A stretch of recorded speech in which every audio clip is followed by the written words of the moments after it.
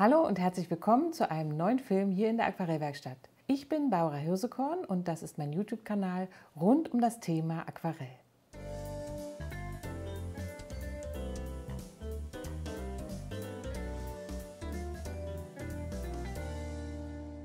Der Augenblick, an dem sich der abendliche Himmel anfängt in den Sonnenuntergangsfarben zu färben, ist Gegenstand meines heutigen Motivs. Mich fasziniert dieser Moment immer sehr, wenn am Himmel sowohl die zarten Blautöne als auch die kräftigen Gelb-Orangetöne des beginnenden Sonnenuntergangs zu sehen sind. Über all dem liegen oft noch kleine lavendelfarbige Wolken.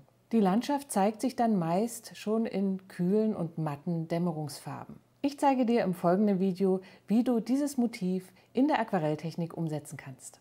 Während der Vorbereitungstage für meine Malreisen entstehen vor Ort immer einige Aquarelle im Skizzenbuch, die als Motiv für die Malgruppe dann in Frage kommen. So auch bei meinem letzten Malkurs in Worpswede in Norddeutschland.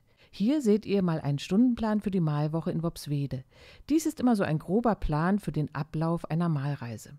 Auch diese beiden Skizzen hier sind in Worpswede entstanden. Das rechts ist eine Tonwertskizze vom Bakenhof. Dieses Motiv habe ich später mit der Gruppe gemeinsam gemalt. Und links ist mein Hotelzimmer, welches im Hotel Buchenhof in Worpswede wieder besonders schön war. Hier noch eine Bleistift-Tonwertskizze für ein Aquarell, das ich dann mit der Gruppe umgesetzt habe. Am Vorbereitungstag abends war ich noch im Teufelsmoor in Worpswede unterwegs und bekam diesen schönen Sonnenuntergang geboten. Dieses Bild wird heute unser Motiv. Die verwendeten Materialien heute sind folgende Farben: Lavendelblau von Mielo, Green Appetite Genuine von Daniel Smith, Inland Träne Blue von Winsor Newton, Neutraltinte Cadmium Orange, Permanentalicerin von Winsor Newton, Perilane Green und Lasurorange von Schminke und Ultramarin Feinst von Schminke. Ich arbeite auf Büttenpapier von der Firma Arches, 300 Gramm Graphin. Das Format ist ungefähr DIN A4. Zum Einsatz kommen wie immer die Pinsel aus meiner Pinselkollektion, ein Eichhörnchenhaarpinsel in der Größe 12, der Rotmarderhaarpinsel Größe 10 und der kleine synthetische Pinsel in der Größe 6. Der Flachpinsel ist ein Auswaschpinsel der Firma Da Vinci in der Größe 10. Hier sehen wir ein Foto von der Situation vor Ort und es ist wieder einmal zu erkennen, dass das Handyfoto es nicht schafft, den wunderbaren und stimmungsvollen Eindruck wiederzugeben, den ich vor Ort empfunden habe. Für die Skizze genügen mir heute ein paar Striche.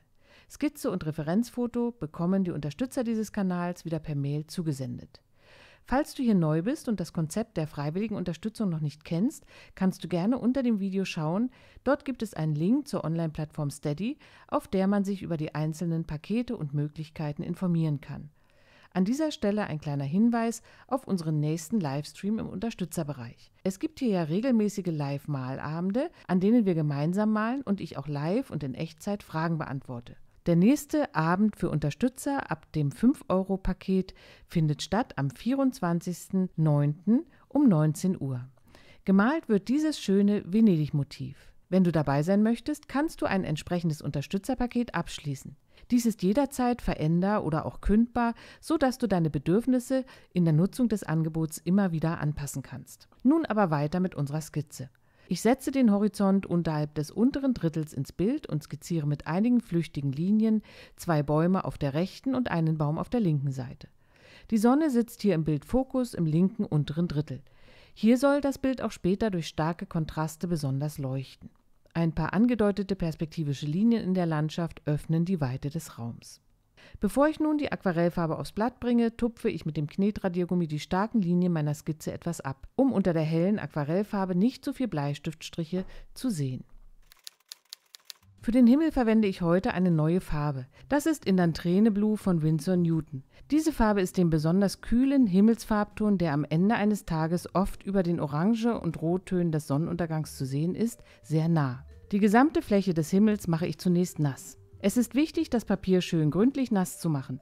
Ich arbeite auf gutem Baumwollpapier und die Papierfaser wird sich nun mit der Feuchtigkeit vollsaugen und dann ganz allmählich und langsam trocknen. Dies ermöglicht mir ein entspanntes Arbeiten auf dem feuchten Papier. Ich beginne mit einem kräftigen Kranz von Cadmiumgelb und Lasurorange um die Sonne herum. Dabei lasse ich einen kleinen Fleck Papierweiß stehen. Nun kommt etwas Permanentalicerin in den unteren Bereich am Horizont und um die gelbe Form der Sonne herum.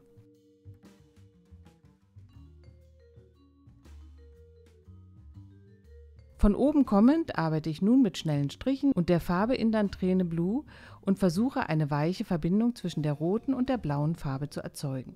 Damit das gelingt, muss das Papier wirklich feucht sein. So können sich die Pigmente auf dem Blatt bewegen und schöne Verläufe entstehen.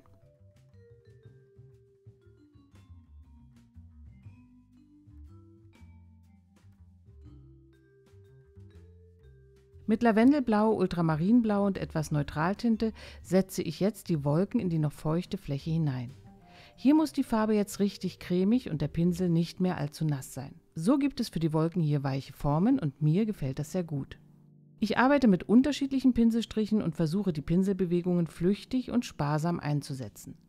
Wichtig ist, dass im oberen Bereich die Wolken etwas größer sind und nach unten zum Horizont hin immer schmaler, kleiner und enger zusammenstehend erscheinen.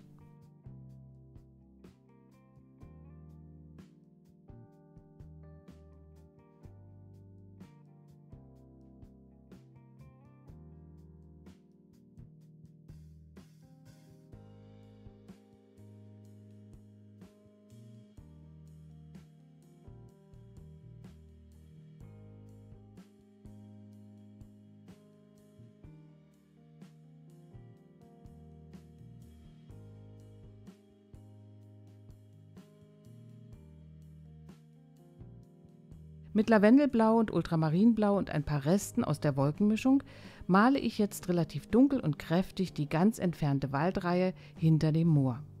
Etwas Orange kommt in den Bereich direkt unter der Sonne mit hinein.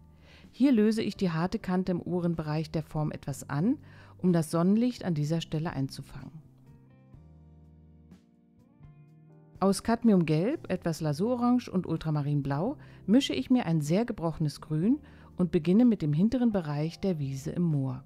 Nach vorne hin werden dieselben Farben verwendet, etwas cremiger in der Mischung. Zur Unterstützung der dunkelgrünen Färbung nehme ich auch etwas Perylane Green mit hinein.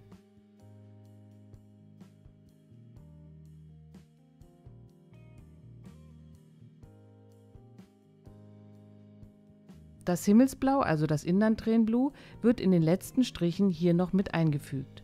So wird der Farbauftrag harmonischer und die Wiese wird nach vorne hin schön dunkel. Die perspektivischen Linien füge ich jetzt vorsichtig mit der Pinselspitze ein.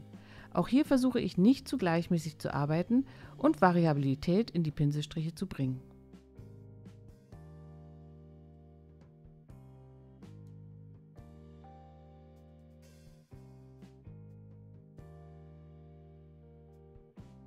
Ein paar Spritzer in die Wiesenfläche, vor allem im vorderen Bereich, geben hier Struktur und deuten Bewuchs an.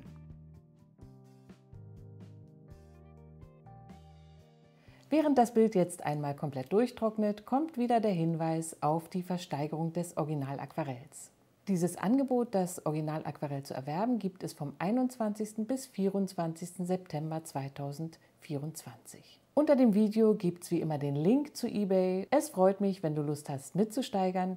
Dem Höchstbietenden wird das Original-Aquarell dann per Post zugesendet. Wenn du noch mehr originale Aquarelle sehen möchtest oder mich auch persönlich kennenlernen möchtest, ich öffne meine Ateliertüren am letzten Septemberwochenende 2024.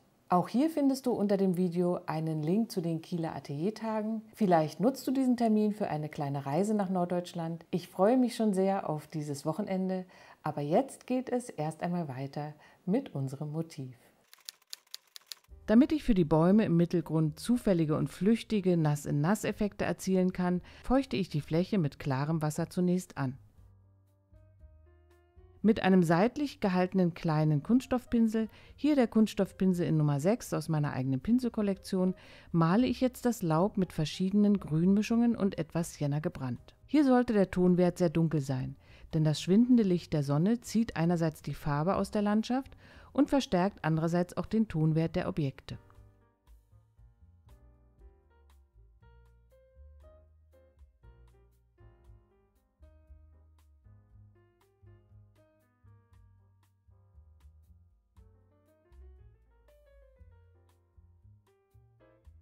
Ein paar mittelgroße Büsche verbinden diesen Bereich mit dem Formatrand.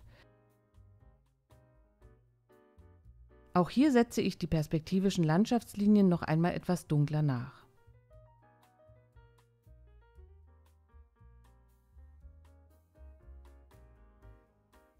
Der linke Baum wird nun in der gleichen Weise gearbeitet. Bei den Bäumen habe ich versucht, verschiedene Formen anzudeuten. Den linken etwas größer als die beiden rechten, denn er steht ein wenig weiter vorne. An der rechten Seite des Baumes verwende ich auch ein wenig Lasurorange. Hier reflektiert die Sonne und bildet diesen spannenden Farbkontrast.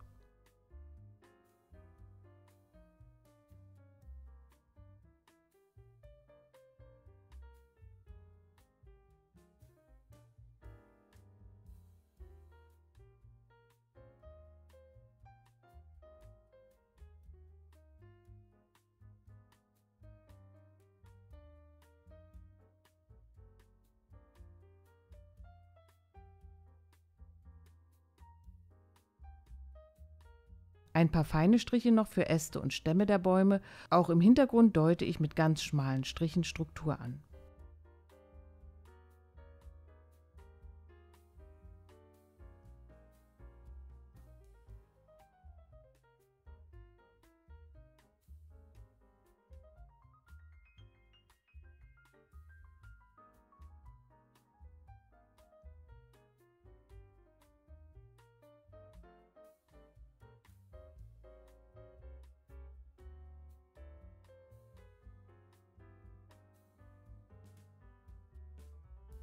Um diese stille und sehr ruhige abendliche Moorlandschaft mit ein wenig Geräusch zu versehen, male ich mit feiner Pinselspitze noch ein paar Moorraben, Krähen oder Greifvögel in die Landschaft hinein. So wird die Bildwirkung durch die sehr kleinen Formen im Bildfokus noch einmal verstärkt.